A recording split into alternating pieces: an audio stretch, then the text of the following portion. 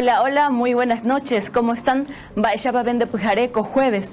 Nosotros estamos con ustedes invitándoles un día más a tener la mirada puesta en la protección del medio ambiente. Hoy queremos cerrar esta serie de entrevistas que hemos compartido con ustedes esta semana sobre la protección del Parque Nacional Médanos del Chaco. Y como ustedes sabrán, hay un proyecto de ley que pretende modificar esta área protegida que fue declarada por ley. ¿Cuál es el objetivo de este proyecto de modificación que ya tiene media sanción de la Cámara de Diputados? Y es permitir la exploración y explotación de hidrocarburos y minerales en esta zona, donde no solamente se trata de proteger el medio ambiente, sino también hay que tener en cuenta que hay dos pueblos indígenas en la zona que tienen que de alguna manera ser protegidos y también conservar sus derechos ancestrales en esa parte de nuestro país. Vamos a hablar y compartir con ustedes una entrevista que hemos realizado al presidente de la Comisión de la Cámara de Senadores. Esta Comisión de Energía tendrá a su cargo dictaminar sobre este proyecto de ley para ver cómo y cuándo se presenta también en el Pleno de la Cámara de Senadores. Vamos a compartir esta noche con ustedes la entrevista que hemos realizado a Sixto Pereira, senador de la Nación. Y también en esta misma línea de protección y conservación del medio ambiente, hoy vamos a compartir con ustedes una entrevista aquí en los estudios de Mega TV con Renato Mas. Él es director de Conalaipa. Con él vamos a hablar un poco de cómo está el lago en este momento. ¿Ha aumentado o ha disminuido su nivel de contaminación y la calidad del agua? ¿Cuál es el efecto de las geobolsas que se han instalado allí, así como también la recuperación de toda la zona de los humedales? Ustedes recordarán las últimas denuncias que se han tenido en los medios de comunicación y que tienen que ver con la venta de la zona de los humedales, que es un negocio inmobiliario en este momento. Este es el tema que te planteamos esta noche aquí en El Descargo. Soy María Cristina Sanabria. Bienvenidos.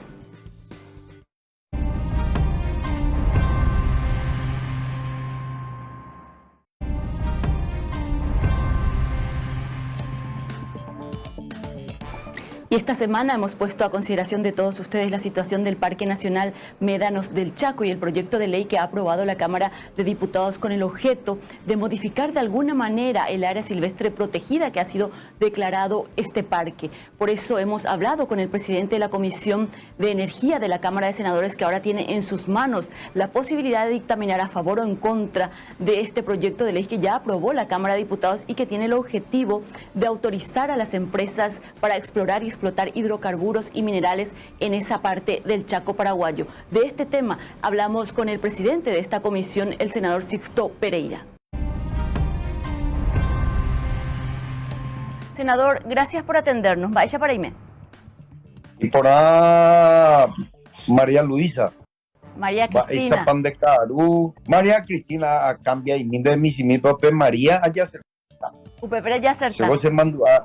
Seco se mandó Andere Hey ya pongo a ver coberturas de Corilla pues mía que ahí va a ser temprano a las 5 de la mañana va a ser Arabo Indi.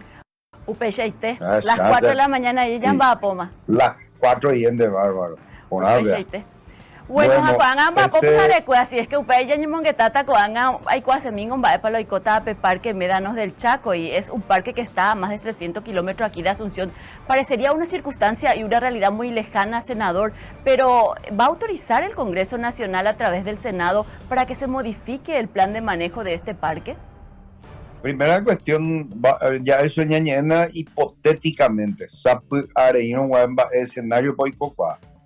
Primero, un escenario, el peor escenario es que se apruebe. O sea que es un crimen. La poca reserva nañañez, alguna reserva, otros era parque. Este tema del médano es parte de la biosfera a nivel mundial.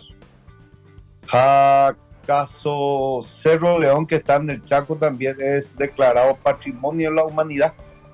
No me acuerdo si era 3 millones de hectáreas más o menos, es lo poco que resta en este caso al Paraguay y luego está totalmente deforestado. En el Chaco en particular, para la peor escenario. La gente ontende a tu hoy negocio. A superficie cuape. Él la Constitución Nacional. todo lo que está bajo tierra es del Estado paraguayo, aunque Sisto Pereira, Cocuepe, Oína y hay diamantes, Estado paraguayo en Baez. Y en este caso, dependientemente haya posibilidades de gas, de petróleo, PPOI, una de las pocas reservas de agua dulce. Entonces, además, Petit Pulmón, que es parte del ecosistema importante del Chaco, según los técnicos, gran parte es tierra frágil. El puro ahí es deforestar y se oicota en el tiempo Petit gran desierto, desierto hoy campaña pues Caguiguazú, no coa desierto y se deforestada y puro arenal, donde bimba tierra desierta. Entonces, eres un pura de diputado a partir de este diputado modificar, güey. Hay que aguantar y purure poco. Pues va a aprobar diputado y negocio, bebé. Entonces hay una empresa y generalmente cuando hay este tipo de emprendimiento, lo mitad catuete y y ante la situación crítica generalmente se ve de un punto de vista de negocio. Vea un escenario peor. Y lo otro creo que atendiendo a las leyes de defensa del tema socioambiental, de lo poco que queda, a Moñema no se puede, se tiene que rechazar. Por lo menos yo puedo dejar sentado la posición de la bancada del Frente Guazú y puede ser otros. En este momento yo creo que las comunidades indígenas ya consultaron porque Pepe oye o hija página la comunidad Lloreo. La comunidad Lloreo que está de forma voluntaria. Exacto, entonces están aislados de la sociedad, sí. Aislado de la sociedad y no se puede tocar con IPTI dentro de la Constitución un tratamiento especial de consulta previa ante cualquier emprendimiento. Afuera oído de acuerdo y copa, Najani de Gatui oico. A Moitati ejemplo. Cuando hubo un emprendimiento en Villa del Rosario, Río Costa, distrito.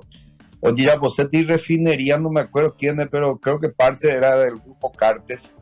Agueruta y crudo de, creo que era Brasil o Bolivia. Ahora refinatas y Río Costa, pero armatas y la la pepe población, o Río Paraguay. Era oye colocar Pepe de Curí porque es un punto estratégico de la ruta bioceánica. Entonces, hoy la comunidad indígena pues la consulta previa no se garantiza en términos de seguridad ante cualquier circunstancia de que oye filtrar o juntipaiteta la fauna itícola maldicia oye la pira o yucapa la pira fauna itícola o contaminata la gente hoy buja. Entonces se suspendió hasta tanto se cumpla todos los mecanismos para que pueda ser autorizado un emprendimiento. En este caso no se justifica de ninguna manera. Es parte de la biosfera, es tierra frágil, se va a destruir la animal erecojal, la fauna y flora. Segundo, hay una de las pocas reservas de agua dulce que va a ser el gran problema, el gran quilombo de la humanidad, el agua potable. Entonces no se puede, por lo menos yo puedo decir eso. Tampoco puedo asegurar que va a ser una posición unánime de la Comisión de Energía, pero por lo menos puede haber, en la comisión pues siempre hay dictamen unificado y o a favor o en contra. Sí. Pero por lo menos yo creo que hay que, no se puede porque hay comunidades indígenas afectadas que no son consultados. Entonces, por lo tanto, no reúnen las condiciones para ser aprobado. Entonces, tiene que ser rechazado. Senador, en este caso estamos hablando de casi 600.000 hectáreas de área silvestre protegida como parque nacional también. Estamos hablando de un ecosistema fantástico, de fragilidad, pero de especies silvestres que están en peligro de extinción. ¿Qué es lo que se puede hacer cuando están todas las reglamentaciones y garantías legales que nos dé a los paraguayos la posibilidad de proteger esto, pero que sin embargo estamos en peligro, esto está en peligro? ¿Qué se puede hacer, senador, en ese sentido? Con relación a los números, ¿puede ser una causa nacional para su bancada o para el...? Es una causa nacional, porque es una de las pocas reservas, sea parque o reserva, etcétera, Jera Jaiza. Poco pulmón, vea animales recoja, fauna, y catuco, oye, puruaíno y cosas gran desierto. Segundo, una cuestión de que puede liquidar el hábitat de esto, y además que el tema de fondo también hay silvícolas villeños que viven en ese territorio. Por lo tanto, acá tiene que haber una gran movilización de la gente del Chaco, sean gente de la iglesia, las organizaciones indígenas, las organizaciones ciudadanas, los gobiernos locales, etcétera, para atajar este proyecto de ley, o sea que tiene media sanción. Sí. Segundo, tiene que pronunciarse los organismos de defensa del tema ambiental a nivel internacional, uno. Y el otro, yo creo que en ese sentido tiene que tomarse todas las medidas, porque hay un artículo de la Constitución Nacional, artículo 138, el derecho constitucional de reaccionar de la ciudadanía. La que tú dices textual ni taxativamente, pero por cualquier medio, entonces en ese sentido yo creo que hay que mover la ciudadanía. No puede aprobarse este proyecto, tiene que ser rechazado. Y ojalá sea así en el Senado, senador, porque, claro, cuando se estaba tratando en la Cámara de Diputados, más de 30 organizaciones de la sociedad civil que trabajan en el tema ambiental se pronunció, fue tendencia en redes sociales. Todos lloraban por Tirica porque es su hábitat natural. Sin embargo, parece que después cuando se va a votar la gente se olvida de ese petitorio. Definitivamente la Cámara de Diputados no fue una resonancia de escucha de lo que pensaba la sociedad. Así es que tal vez ahora en el Senado se pueda corregir esa situación. Generalmente pasa esto, que cuando un proyecto de ley no se puede ajustar a lo que se desea, se espera que el Senado haga lo suyo. Por ejemplo, en el caso del presupuesto general de gastos de la Nación, se suele trabajar así. Esperemos que este proyecto de ley corra esa misma suerte, senador, y estaremos pendientes de si se incluye o no esta semana en el Senado, en el orden del día, o la próxima semana. Muy amable con Mega TV, senador. Gracias, cualquier momento estamos en contacto cuando ustedes requieran. Esta es la entrevista que hemos realizado con el presidente de la Comisión de Energía de la Cámara de Senadores, que tendrá a su cargo dictaminar sobre este proyecto de ley aprobado ya en la Cámara de Diputados para su consideración en la Cámara de Senadores. Estaremos muy pendientes de lo que resuelva el Congreso Nacional respecto a este proyecto de ley que pretende modificar el área silvestre protegida que fue declarado el Parque Nacional Médanos del Chaco. Hacemos una pausa. A la vuelta seguimos hablando de la protección y la importancia del medio ambiente aquí en El Descargo.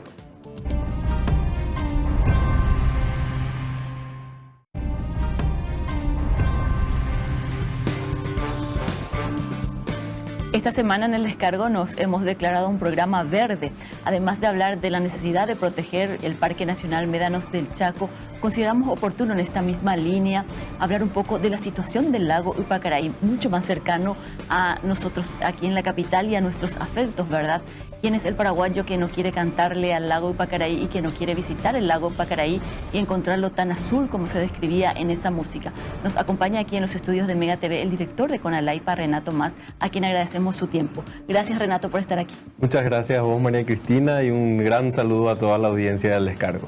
Estamos a puertas de entrar al verano, estamos a punto de llegar a noviembre y claro, pensamos en el lago como una opción de recreo, pero más allá de una opción de recreo quisiéramos saber cuál es la condición en la que están las aguas del lago. Recuerdo que al inicio del año los niveles de contaminación estaban muy elevados, incluso alarmantes. Es así, venimos nosotros de la Conalaipa de manera conjunta con el Ministerio del Ambiente, miembro también de la Conalaipa, realizando los trabajos de control y monitoreo de la calidad del agua del lago. No solamente en los parámetros de calidad, sino que también en los parámetros de los niveles, o sea, la cantidad de agua del lago. Venimos realizando unos estudios trimensuales a falta del estudio más completo que se venía realizando anteriormente, que era el estudio que realizaba CEMIT con un contrato de Itaipú, que estamos intentando sea nuevamente renovado, porque es un estudio bastante pormenorizado y necesario para la salud del lago Pacaraí, pero de igual manera se vienen haciendo unos estudios trimestrales. Los últimos resultados que tenemos fueron del monitoreo, de la campaña de monitoreo del mes de julio. El día de ayer estuvimos nosotros haciendo una campaña, no tenemos aún los resultados, pero sí se da una mejoría, leve mejoría y de manera permanente en ciertos parámetros de la calidad del agua del lago. ¿Cómo cuáles? Los parámetros principales que van mejorando cada vez son el oxígeno disuelto, la comunidad zooplanctónica, es decir, unos organismos muy necesarios para el lago Pacaraí, muy importantes para la recomposición de ese ecosistema. Sin embargo, otros parámetros históricamente problemáticos, por así decirlo, históricamente peligrosos también podría decirse, es el fósforo y el nitrógeno. ¿Por qué el fósforo y el nitrógeno? Porque esos son los nutrientes de los cuales se alimentan las cianobacterias. Recordarán allá por el año 2012-2013 que el lago Pacaraí se volvió verde. Hubo una gran mortandad de peces, de algas, de otras especies muy importantes, y eso se dio justamente por esas floraciones de las cianobacterias que lo que hacen es competir con otros organismos en el lago, consumen todo el oxígeno y entonces se da la muerte a sí mismo.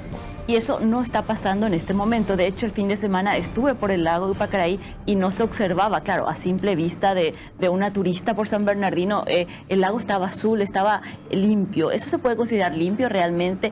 ¿Está apto para el baño? ¿Cuáles son las recomendaciones que tiene Conalaipa desde ese punto de vista?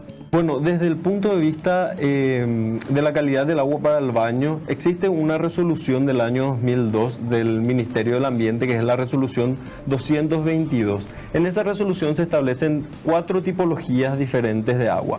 El agua de clase 2, el agua de clase 1 y clase 2 son las aguas aptas para el baño, para las actividades recreativas de contacto primario, le llaman, es decir, natación, esquí náutico, y inclusive el kayak también se considera, porque por lo general la gente tiene un contacto directo con el agua. Esa es la clase 2. En la gran mayoría de los parámetros que tiene la clase 2 para ser habilitado como uso recreativo de baño, el lago Pacaraí reúne las características. Pero nuevamente, el fósforo y el nitrógeno son 2 requisitos que debe cumplir y están por encima de ese nivel.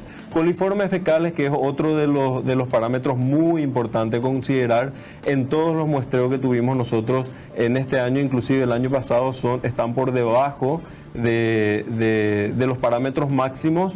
Y eso también es importante resaltar, la importancia que cumplen los humedales del lago Pacaraí en ese proceso de recomposición y en ese estado natural que tiene el lago Pacaraí, que si ponemos en una balanza y analizamos lo que pudo haber sido hace 10 años atrás, el lago Pacaraí está en unas condiciones bastante mejores que lo que había sido en ese momento.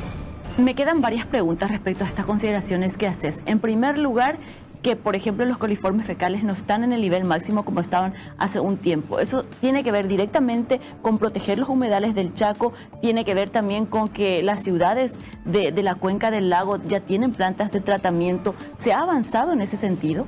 Bueno, el tema de los coliformes fecales y en general la calidad del agua del lago, María Cristina, es bastante cíclico. ¿Por qué es bastante cíclico? Porque depende mucho de las lluvias. ¿Qué sucede? Al momento en las épocas de seca, en la época de invierno, mayo, junio, julio, agosto, lo que sucede es que hay pocas lluvias. Al haber pocas lluvias hay pocas escorrentías que llegan hasta el lago. Pero ¿qué sucede? Llega la época de primavera, septiembre, octubre, como este año, que tuvimos muchas lluvias. ¿Y qué sucede? Todo lo que sucede en la cuenca, porque el lago Pacaraí no solamente es ese espejo de agua, claro, sino que es una superficie que le quintuplifica al tamaño del lago, por donde cae el agua. ¿Y qué sucede? Se arrastra todo lo que pasa en el lago. Entonces ahí tenemos la parte de agricultura y ganadería que utilizan, en la agricultura se utiliza el fósforo, la ganadería tiene un gran aporte de nitrógeno, las heces de los animales, coliformes fecales. Los coliformes fecales no solamente son de humanos, los coliformes fecales son también de los animales que habitan en toda la cuenca. Ahí en la cuenca del arroyo Pirayú principalmente es una cuenca bastante rural, con mucha agricultura y ganadería, y todo eso llega al lago Pacaraí en la época de lluvias. Entonces varía bastante, tiene una fluctuación la calidad del agua del lago en lo que es acercándose al verano. Es por eso que el riesgo de tener esas floraciones de cianobacterias siempre aumenta cuando llega la época de verano. ¿Por qué? Porque llegan nuevamente las lluvias, y así también otro factor muy importante es las altas temperaturas. Entiendo, pero no solamente la lluvia tiene que ver con el nivel del agua, y esta es la muestra, la última muestra que tomaron. También de alguna manera ha contribuido esa técnica de las geobolsas, que creo que es la primera actividad con la que se inauguró Conalaipa, y todo el mundo supo que estaba Conalaipa ahí trabajando con las geobolsas. ¿Ha tenido su resultado eso? Ha tenido un resultado realmente magnífico, María Cristina. Realmente, ante la gran oposición que tuvo la implementación del dique de geobolsas, este proyecto de recomposición de las condiciones hidrológicas del lago Pacaraí mediante una estructura de control de descarga, ¿qué hace? El lago Pacaraí normalmente se descarga por el río Salado.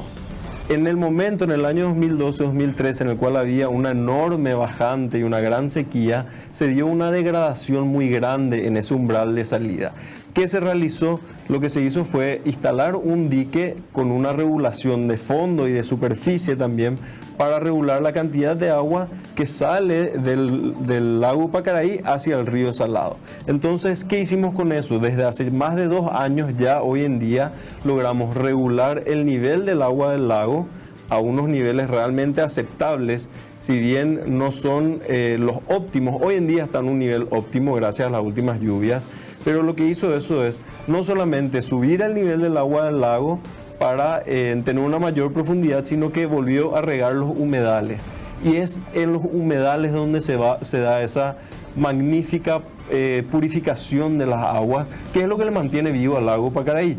Si no fuesen por estos enormes pulmones que trabajan como unas plantas de tratamiento magníficas, hoy en día el lago Pacaraí podría llegar a ser una palangana pestilente, como dicen en algunos lugares. ¿Por qué? Porque no se iba a dar esa purificación. Los humedales consumen el exceso de nitrógeno, consumen el exceso de fósforo, también purifican los coliformes fecales, tanto así que los humedales del Yucurú y el arroyo Pirayú llegan a purificar hasta el 80% del fósforo y nitrógeno, y un 92% de todos los coliformes fecales que vienen de toda la zona urbana y rural del lago Pacaraí a través de esos humedales antes de llegar al lago Pacaraí. ¿Y por qué es que cuando hace usted esa descripción tan importante de la función y el rol que tienen los humedales en la cuenca del lago, por qué hasta ahora hay denuncias de que se están loteando, de que se están vendiendo los humedales?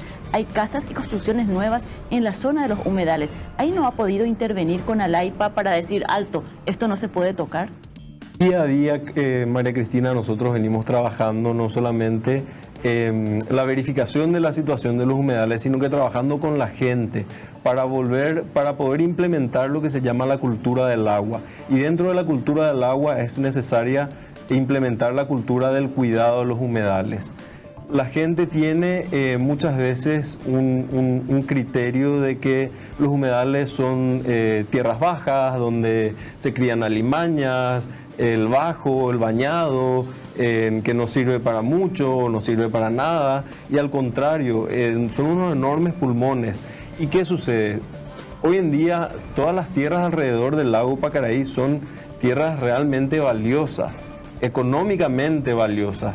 Entonces, rellenar un humedal es, para los desarrolladores inmobiliarios, es un negocio.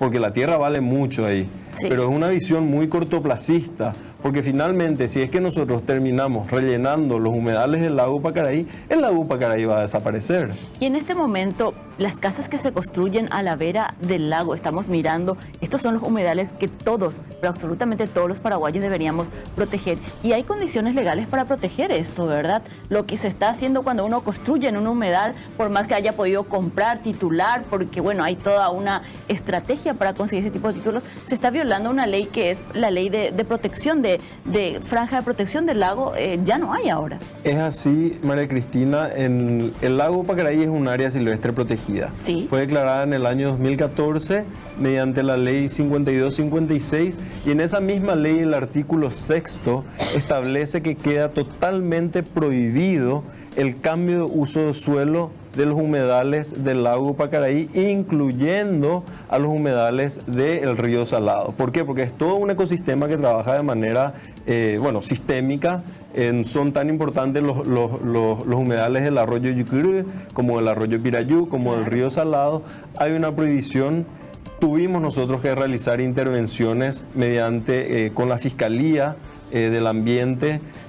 Se dieron situaciones de relleno en los humedales que hoy en día continúan siendo estudiadas en el Ministerio Público con causas penales abiertas, porque si bien tuvo cierto nivel de autorización por parte de la Corte Suprema de Justicia, son situaciones que no debieron haberse dado, y otras intervenciones que realizamos también de manera conjunta con el Ministerio del Ambiente, que sí ya tienen sanciones penales por haber desviado los cauces hídricos para secar los humedales por el hecho de querer hacer ganadería o agricultura. O sea, es realmente penosa la situación y la actuación de muchas personas que secan los humedales. Esa es una fuente de vida, de biodiversidad.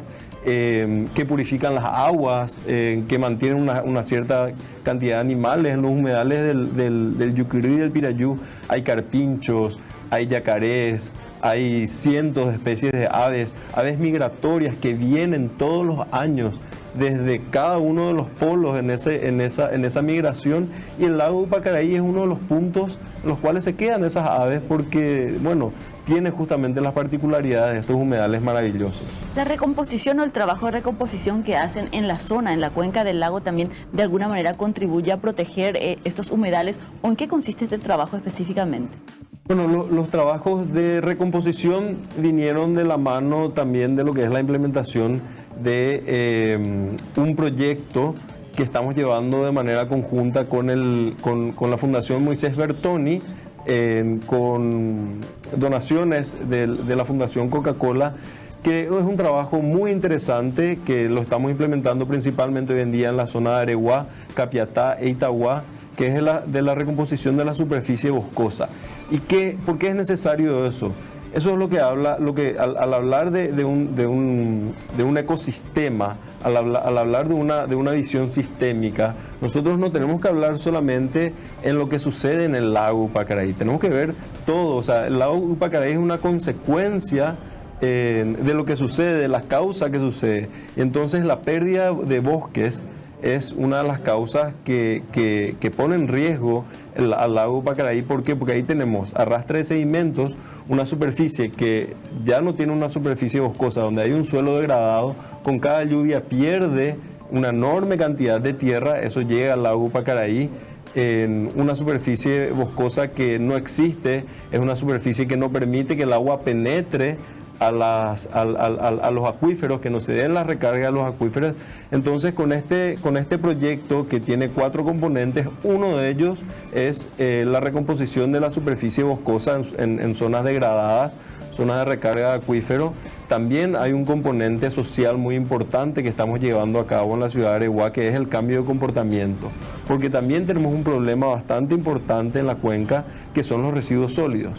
La gente no tiene una correcta disposición de la basura y eso termina siendo una fuente de contaminación. Entonces estamos trabajando mediante obras teatrales en los barrios para que la gente pueda aprender también a cómo separar los residuos, que eso es una ganancia para todos. Claro. Es una ganancia para esa persona que muchas veces se quejan de por qué viene el reciclador y rompe mi basura y me esparce por todos lados. Entonces, con el solo hecho de separar los residuos, uno está reduciendo al mínimo la cantidad de residuos que llega a los vertederos y también le estamos facilitando el trabajo a estos recolectores. Hay miles de personas en nuestro país que viven de la recolección de residuos, entonces con la mera separación, cómo enseñarle a separar es un paso enorme que estamos dando. Así es. Renato, ¿me permitís hacer una breve pausa? A la vuelta creo que podemos seguir hablando de muchos aspectos que tienen que ver con CONALAIPA, porque CONALAIPA es una comisión nacional para la protección del lago y hay muchos integrantes y queremos conocer un poco más cómo funcionan con los municipios locales de la cuenca del lago. A la vuelta de la pausa lo hablamos con Renato Mas aquí en El Descargo.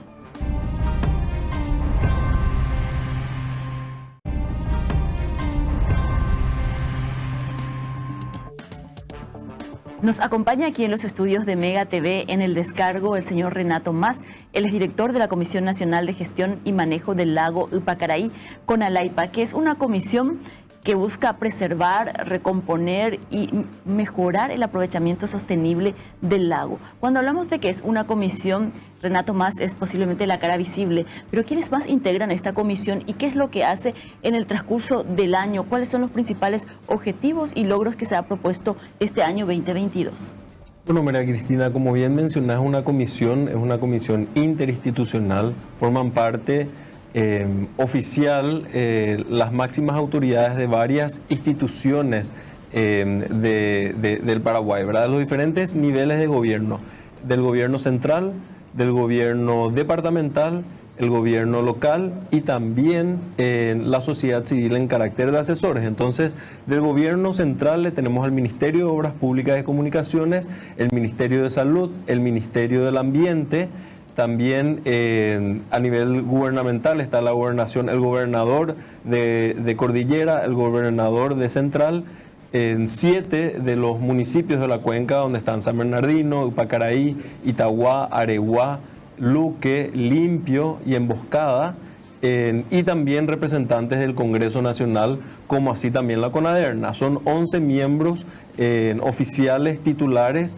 Y también los demás municipios forman parte de la comisión en carácter de asesores, así también como las organizaciones de la sociedad civil que tengan algún interés en el proceso de la recomposición del lago Ypacaraí. Me imagino que es un poco desafiante organizar todo esto, la sinergia que hay. ¿Cómo has encontrado el apoyo? Porque a veces entre las propias instituciones hay como posiciones distintas. Lo hablamos esta semana, por ejemplo, en el caso del Parque Nacional Médanos del Chaco, que por un lado está el MADES y Coalición por los Bosques, así como el INDI, que piensan que hay que proteger, que no hay que modificar, por ejemplo, el proyecto de ley del manejo de esa área silvestre, pero por otro lado el Viceministerio de Energías y, claro, los empresarios creen que hay que modificar.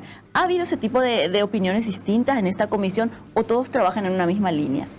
Todos trabajamos realmente, en el caso del lago Ypacaraí, creo que nadie podría decir yo no quiero que el lago Ypacaraí esté mejor, ¿verdad?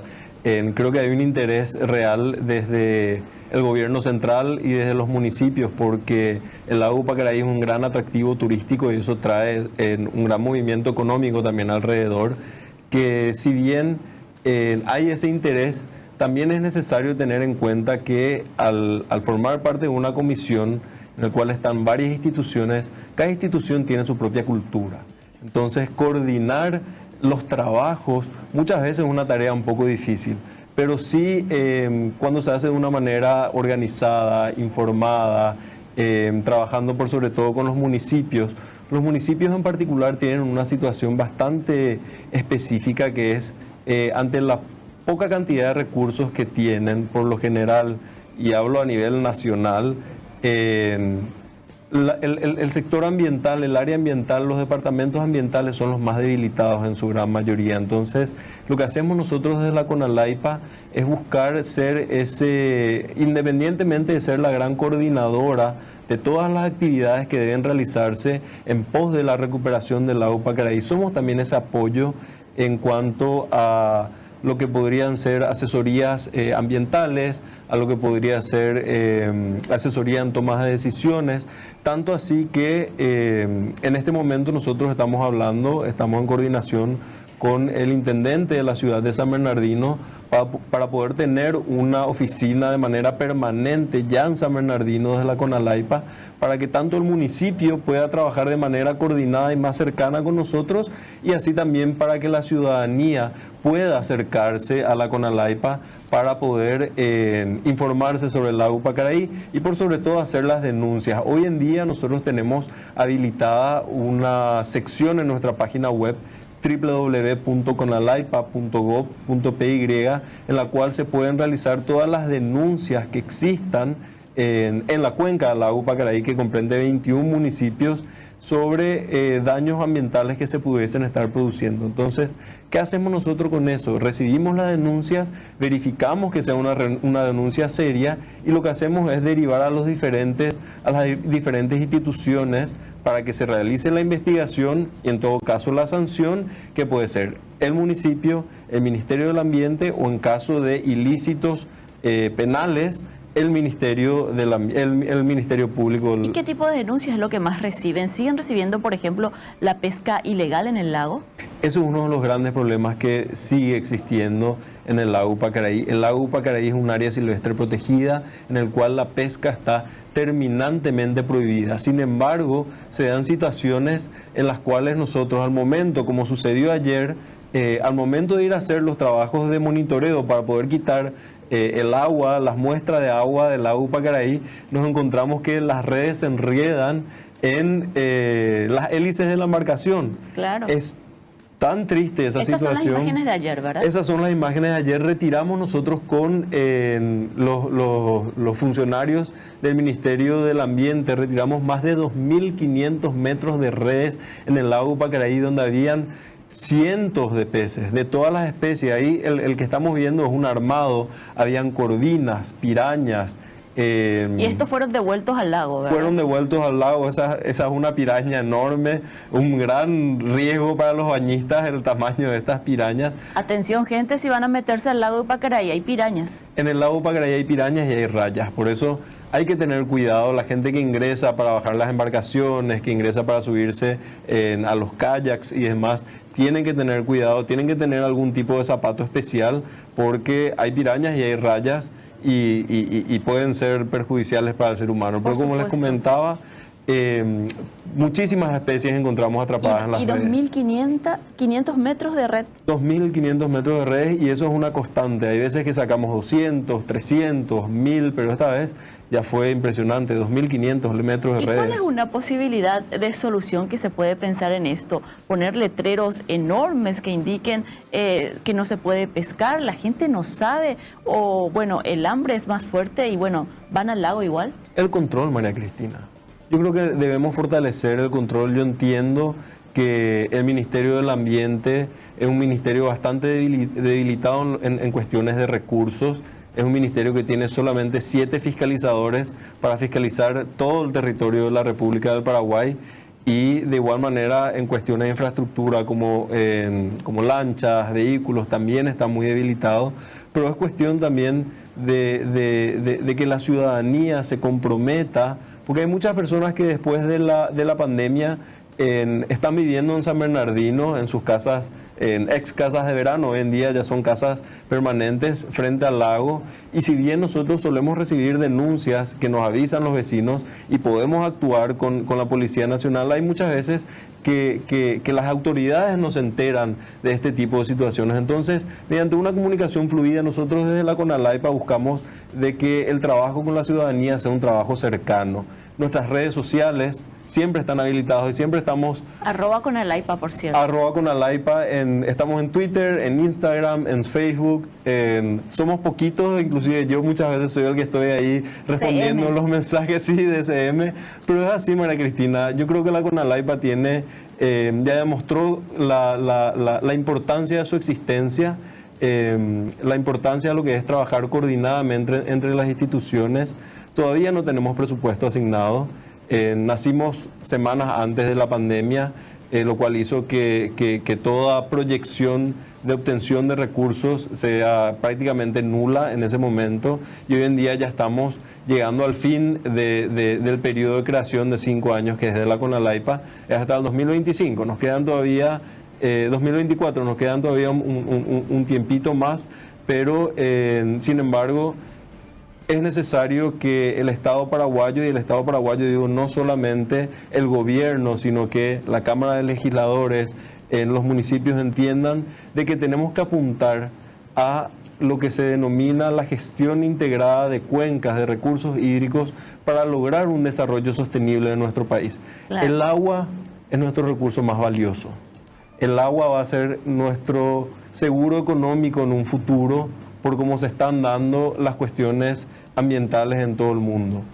En nuestro país, por suerte, abunda el agua dulce, pero no lo estamos cuidando de manera debida.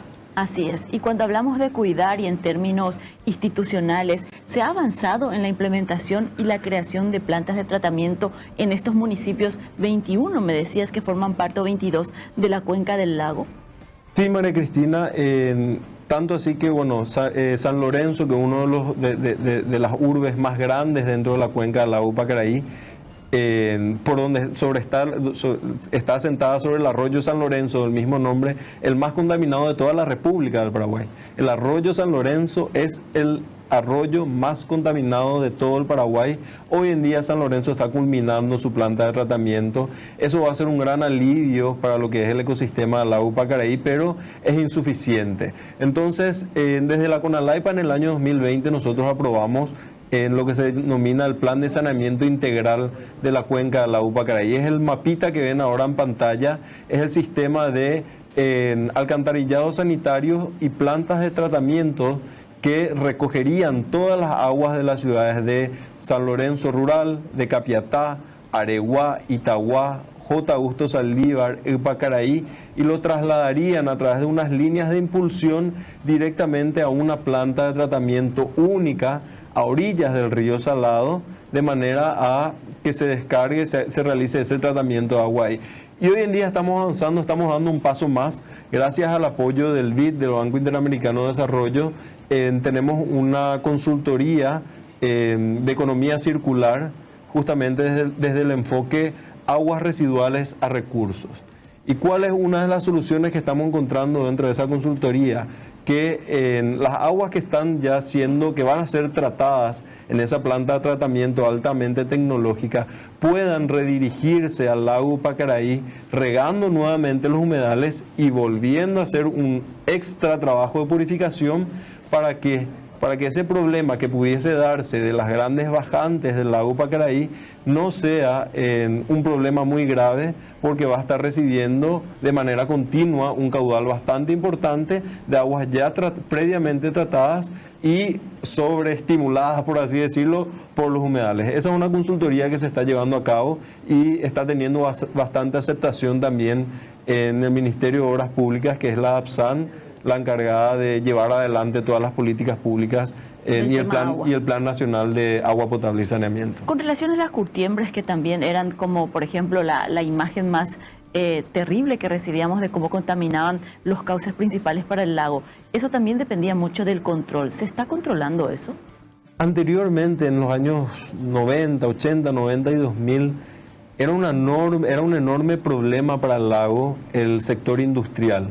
La gran cantidad de curtiembres que estaban asentadas en las costas de los arroyos, en la zona de San Lorenzo, de Capiatá, todo el Yucurú, el Luque. Hoy en día esa situación ya cambió, y no solamente eran las curtiembres, sino que los mataderos.